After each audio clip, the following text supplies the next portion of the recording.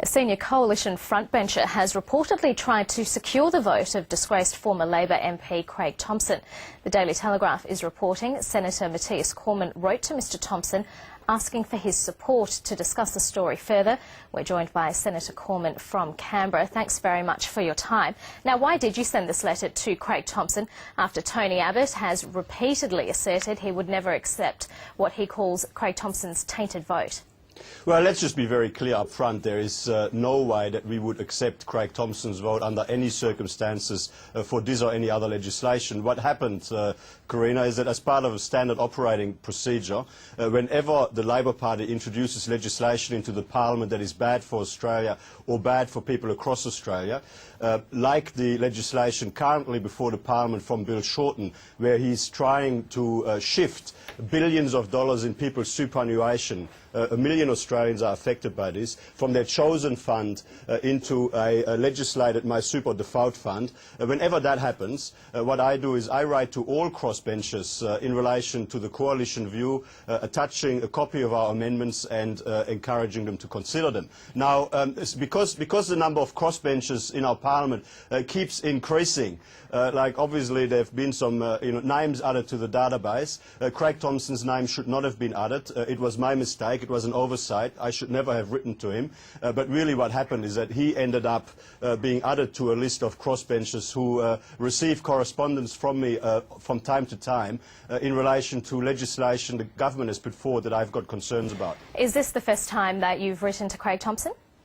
I believe so. I mean, I'm obviously going to have to check my records. I suspect that if I had written to him before, it would have been on the front page of the newspaper before. But, like, I mean, I have written, whether it was Labor's bad mining tax, whether it was the carbon tax, whether it was Labor's attempt to add significant additional red tape to the financial services industry, to the future financial advice reforms, or now in the context of this legislation, which is trying to shift billions of dollars of superannuation from more than 1 million Australians from their chosen super fund to a default fund. I've written to all crossbenchers across the Parliament on many occasions before, sending them copies of our amendments and explaining the arguments behind the coalition moving those amendments. This isn't a great look for the coalition, is it, given that just yesterday Christopher Pyne and Tony Abbott were both saying that there is a difference between accepting the vote of Peter Slipper and accepting the vote of Craig Thomson, and reiterating that the coalition would never accept Craig Thomson's so-called tainted vote?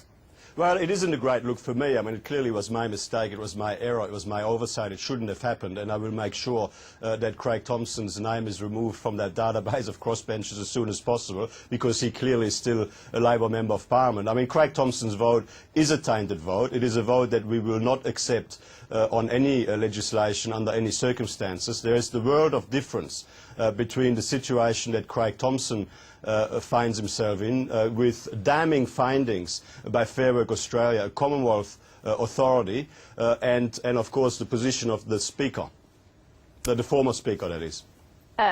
Matthias Cormann, we just brought up the letter earlier that had been sent to Craig Thomson's office. Is this something that within your office you've had to speak to people about? Because how does Craig Thomson end up on your mailing list? Well, look, I mean, I signed the letter. It is my mistake. It is my oversight. I should not have signed the letter to Craig Thomson. In the rush, I didn't, I didn't exercise the best judgment. I'm not blaming anybody other than myself.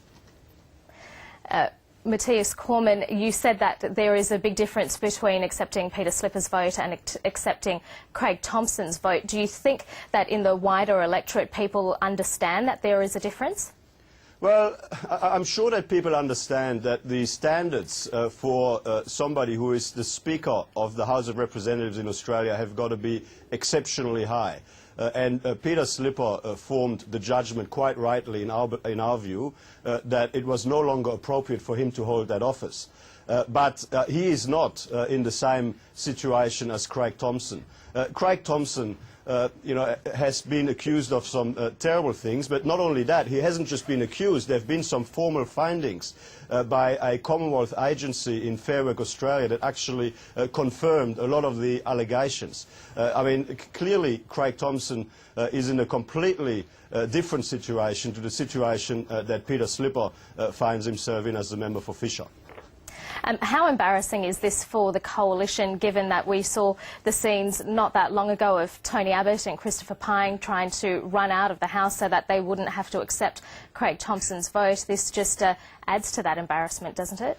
Well, I mean, it's embarrassing for me, but I don't think it's embarrassing for the coalition. I mean, it clearly was an oversight. I mean, look, I'm not quite sure how many otherwise I can say that. I made a mistake. And I guess, like, the best thing, probably from my point of view, is to move on. And, I mean, every day I try my best to be part of an effective team that holds a bad government to account and to be part of an effective team that presents a strong, positive, alternative agenda for government to Australia. Like, on this occasion, I signed a letter that I shouldn't have, and that was a mistake. I will make sure that that doesn't happen again, and I will continue, though, to fight for the millions of Australians that are getting hurt by all of the changes that Bill Shorten and the Labor government is trying to make to their superannuation. Senator Cormann, very quickly, the independent MP Rob Oakeshott was on Lateline last night and said there's a gender war going on in the federal parliament. What's your take on that? Well, quite frankly, I mean, I think that the debate that the Prime Minister is pursuing here is getting a bit self-indulgent. People across Australia expect their Prime Minister, expect their government, expect their Parliament to focus on the issues that are of concern to them, to work on making Australia better, to work on making their lives better. I mean, this debate about ourselves, this self-indulgent debate that has been going on for too long now, has got to stop, and we've got to move on to the issues that are actually important to Australians. Cost of living, the impact of all these new taxes and red tape on the cost of doing business in Australia, the international competitiveness which is going down, the jobs that are being put at risk because all of the bad decisions that are being made by this current government. Matthias Cormann, thanks very much for your time this morning. Good to be here.